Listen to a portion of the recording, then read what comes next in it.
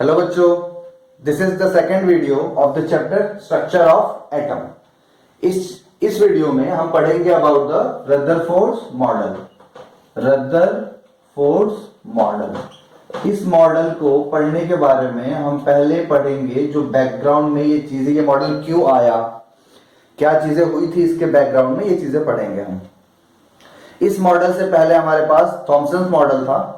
Thompson model around 1906 में आया था और 1908 में उन्हें नोबेल प्राइज इन फिजिक्स मिला था for his model. Thompson model explain करता था about the net neutrality of an atom. Net neutrality को एक्सप्लेन कर रहा था थॉमसन मॉडल, और थॉमसन मॉडल ने यह भी कहा कि एटम में दो चार्ज पार्टिकल हैं, एक पॉजिटिव और एक नेगेटिव। उसके बाद अराउंड 1918 के आसपास मैरी क्यूरी, रदरफोर्ड मिलके, इन दोनों ने मिलके एक डिस्कवरी किया about the x raise.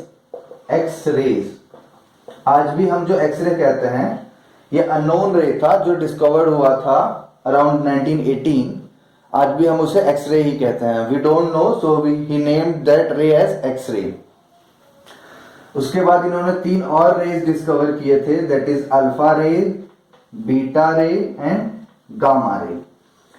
Alpha rays जो है बच्चों वो क्या है, पॉजिटिव चार्ज पार्टिकल है या फिर पॉजिटिव चार्ज रेज हैं। Beta rays are negative charge rays, इनका जो चार्ज होता है बीटा रे का वो क्या होता है, नेगेटिव होता है।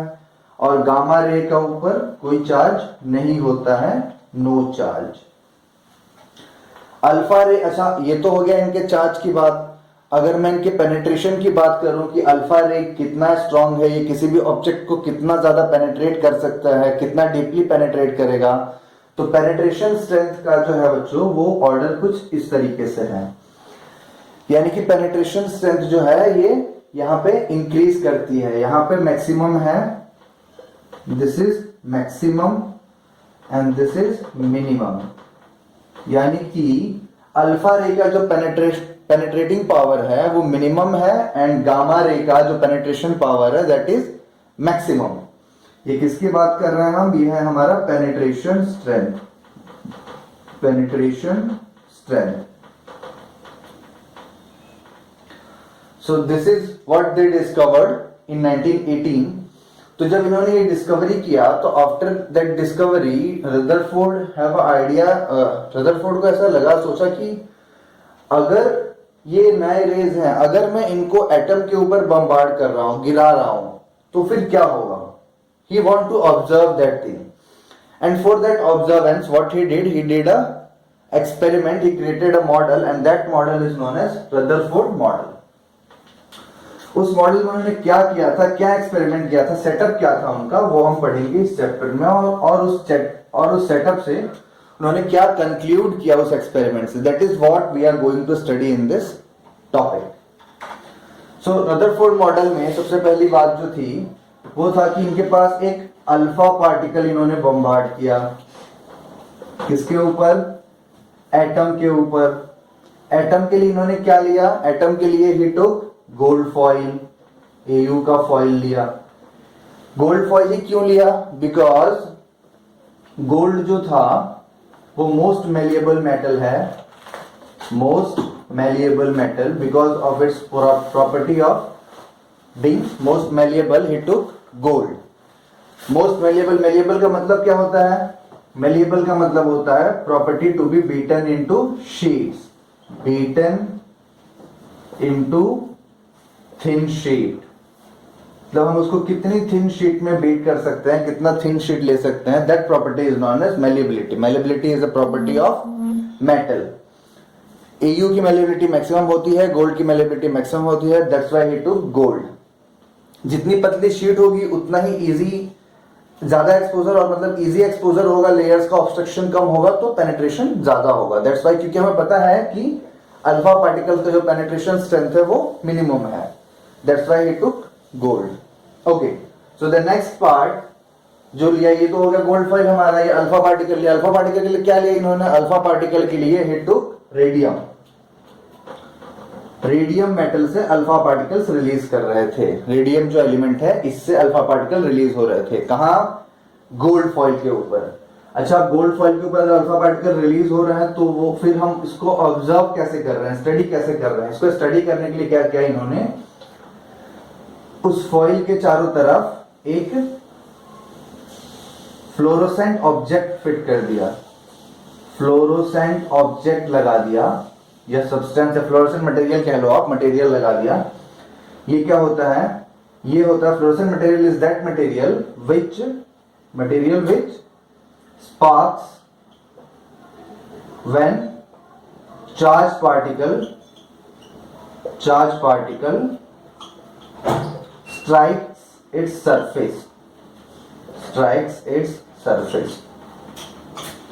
फ्लोरोसेंट मटेरियल वो मटेरियल है जो अगर कोई भी चार्ज पार्टिकल इसके सरफेस पे आएगा तो ये स्पार्क करेगा, लाइट एमिट करेगा, और वैसे मटेरियल को हम कहते हैं फ्लोरोसेंट मटेरियल। तो what was that material? That material was zinc sulphide, ZnS जो है वो जिंक का ओर है, नेचर में एग्जिस्ट करता है फ्री स्टेट में, ज्यादा खर्च नहीं करना पड़ा इसके लिए, इजीली अवेलेबल था, that's why he took zinc sulphate as an fluorescent material. इसको इन्होंने गोल्ड फॉइल के चारों तरफ लगा दिया, गोल्ड फॉइल प्लेस कर दिया बीच में, he bombarded alpha particle from a distance on this gold foil. अब इससे क्या हुआ, what he observed, he did this thing, alpha particles हम मान लेते हैं यहाँ पे हैं, इन्होंने इसको डिस्चार्ज किया, इसको यहाँ पे हिट किया, तो what he observed,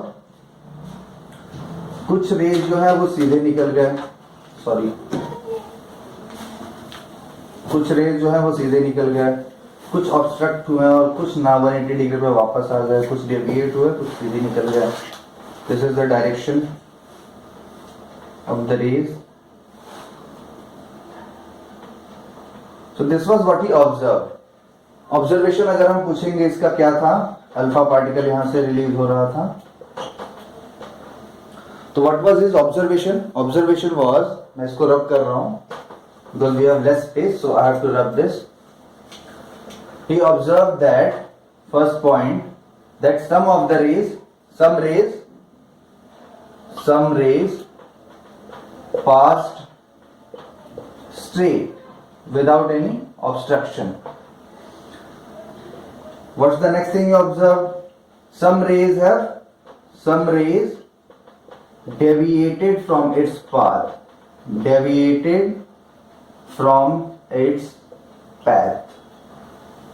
and the next thing you observed was some rays came back with an angle of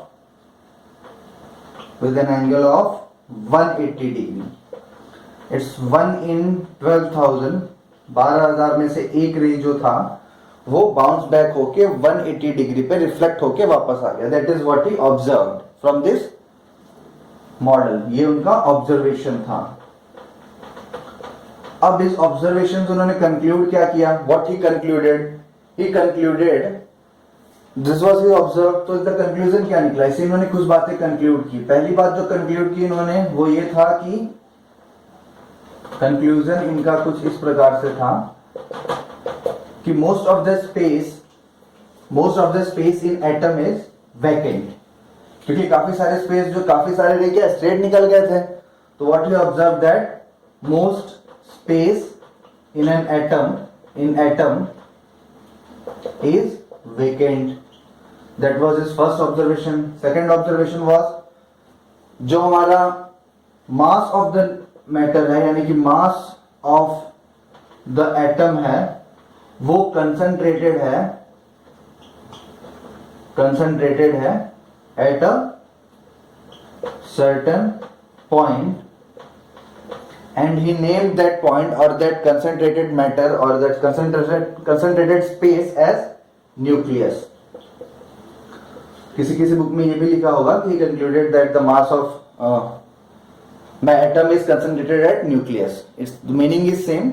he concluded that कि जो मास है एटम का वो कहीं ना कहीं सेंटर पे या सेंटर पे कहीं भी, मतलब मैटर एटम में एक जगह कंसंट्रेटेड है। And the third thing you observe was the charge of the nucleus is positive. Why positive charge? क्योंकि अल्फा रेज, हमें याद है कि अल्फा रेज का चार्ज क्या है? Positive. and we know that like repels like. तो अगर अल्फा रे रिपेल होके बाउंस बैक हो रहा है 180 डिग्री पे, इसका मतलब क्या है? इसका मतलब ये है कि जो न्यूक्लियस का जो चार्ज है दैट इज पॉजिटिव. इसका मतलब है कि पॉजिटिव चार्ज है तभी तो रिफ्लेक्ट होके आ रहा है. That's why calculated that charge of nucleus is positive. So this was his conclusion after his experiment. इसमें फिर इन्होंने ये भी कहा फर्दर, इन्होंने बाद में पॉइंट और भी ऐड किया कि जो एटम, जो इलेक्ट्रॉन है वो रिवॉल्व करता है around the nucleus of atom. He also added that electrons or negative charge particles revolves around the nucleus of an atom.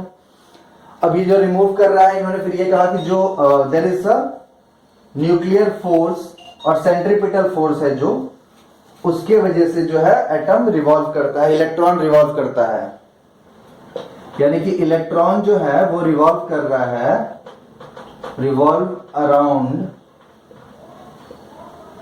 Around the nucleus due to centripetal force. This is the same force जिसकी वजह से हमारे जो planets हैं वो move करते हैं around the sun. This is what he explain.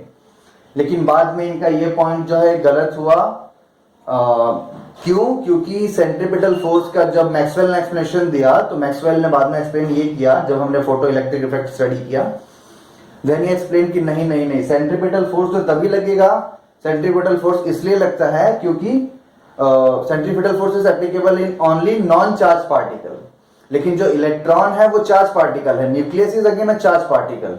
तो चार्ज पार्टिकल में अगर कोई रिवोल्यूशन हो रहा है तो वहां पे सेंट्रीपिटल फोर्स नहीं लगेगा, क्योंकि सेंट्रीपिटल फोर्स अगर लग रहा है चार्ज पार्टिकल में तो at a certain point of time जो इलेक्ट्रॉन है जो रिवॉल्व कर रहा है वो कभी ना कभी अपनी एनर्जी लूज करेगा और कोलैप्स कर जाएगा न्यूक्लियस में जाके. लेकिन ऐसा रियलिटी में नहीं होता है.